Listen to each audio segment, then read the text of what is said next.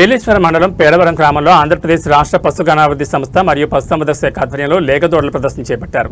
ఈ కార్యక్రమానికి ముఖ్య అతిథిగా ఏలేశ్వరం మండల పరిషత్ అధ్యక్షులు గొల్లపల్లి బుజ్జి, పశుసంవర్ధక శాఖ జాయింట్ డైరెక్టర్ డాక్టర్ శ్రీధర్ ముఖ్య అతిథిగా హాజరయ్యారు. దీనిలో భాగంగా కృత్రిమ గర్భధారణ ద్వారా ఒక సంవత్సరంలో పుట్టిన 40 పెయ్యి దూడల ప్రదర్శన చేపట్టారు.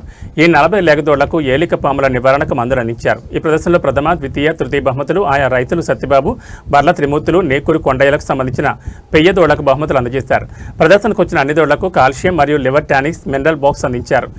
ఈ కార్యక్రమంలో పశుగణాభివృద్ధి డిప్యూటీ డైరెక్టర్ కాంతారావు, ఎంపీటీసీ బొడ్డు సూరిబాబు, కర్రి సుబ్బారావు, అవసరాల సూర్యప్రకాశ్రావు, కర్రి సూర్యప్రకాశ్రావు, సొసైటీ డైరెక్టర్ వేమగిరి సత్యానందం, బర్ల అర్జునుడు, ప్రతిపాడు సహాయ సంచాలకులు డాక్టర్ చిక్కం బాలచంద్ర యోగేశ్వర్, పశువైద్య శస్త్రచికిత్స సహాయకులు డాక్టర్ ఈ సతీష్ కుమార్, సాయికృష్ణ, టీవీ కళ్యాణి, సిబ్బంది వంశీ, హుస్సేన్, చంద్రరావు, రాజు, ఝాన్సీ తదితరులు పాల్గొన్నారు. గోకుల్ మిషన్ సౌజన్యంతో ఆంధ్రప్రదేశ్ పశుగణాభివృద్ధి సంస్థ పశుసంవర్ధక శాఖ పర్యవేక్షణలో ఈరోజు లేగదూడల ప్రదర్శన, కృత్రిమ గర్భధారణ కార్యక్రమం మీద అవగాహన కార్యక్రమం. ముందు కార్యక్రమానికి గౌరవ శాసనసభ్యురాలు శ్రీమతి వరపుల సత్యబాబు రాజా గారు రావాలి. అనివార్య కారణాల వల్ల జిల్లా ఇన్ఛార్జి మినిస్టర్ గారితో అత్యవసరం వచ్చి ఈ కార్యక్రమానికి రాలేకపోరని చెప్పి చెప్పడానికి చింతిస్తూ ఈ కార్యక్రమంలో నన్ను భాగస్వామ్యం చేసిన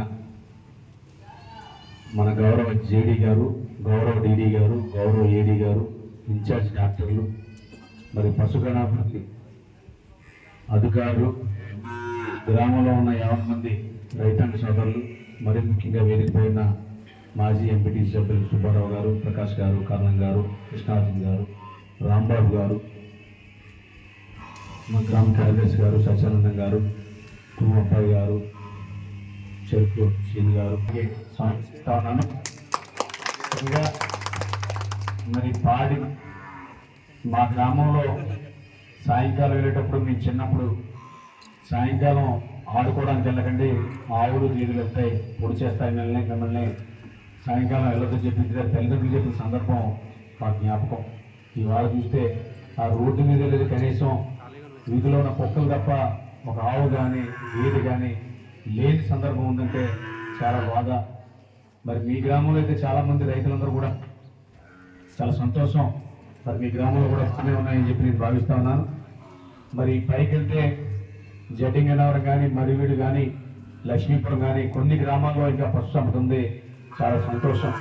ఎందుకంటే ఇందాక మీ ఇక్కడ కార్యక్రమాన్ని ఆర్గనైజ్ చేసిన మన గౌరవ కూడా చెప్పాడు, ఎన్ని పశువులు ఉన్నాయి వాళ్ళకి పశువుల దొడ్లు ఉన్నాయా లేదా, పెళ్లి సంబంధం చేసి చూస్తే భూమితో పాటు వారి పశువులు ఎన్ని ఉన్నాయి, ఎన్ని రకరకాల జబ్బులు, కొత్త రకాల సమస్యలు, ఎన్నో రకాల జబ్బులు, ఇవన్నీ కూడా కేవలం మనం తినే తిండి, తాగే పాలు ఇత్యాది కార్యక్రమాల వల్లే వస్తాయన్నదే మీరు గ్రహించాలి.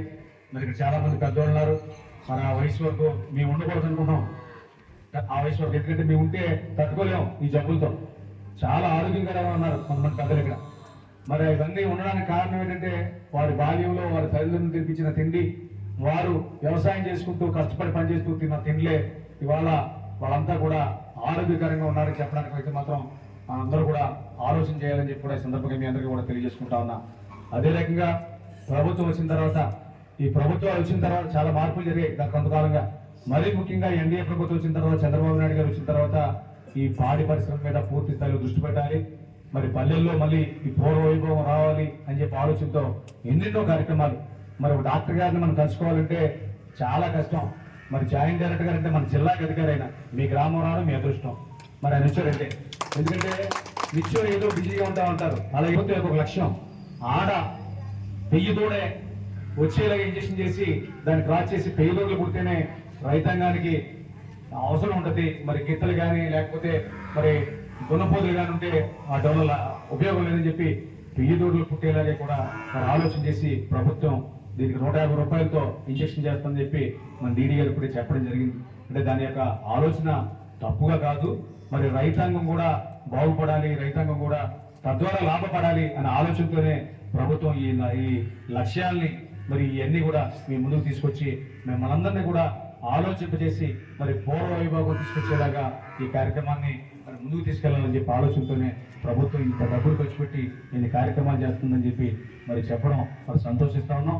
దీన్ని 1600 రూపాయలు ఇచ్చినది, మనకి ఇచ్చేది 150 రూపాయలు, అంటే 1450 రూపాయలు డిస్కౌంట్ ఇచ్చి 150 రూపాయలు ఇస్తా ఉందంటే ఎంత డబ్బు ఖర్చు పడుతుందో ఒకసారి చూడండి. మరి మిమ్మల్ని అందరం కూడా ఎంకరేజ్ చేయడానికి ఇక్కడ పాల క్యాన్లు, మరి ఆవులకు సంబంధించిన, మరి గేదెలకు సంబంధించిన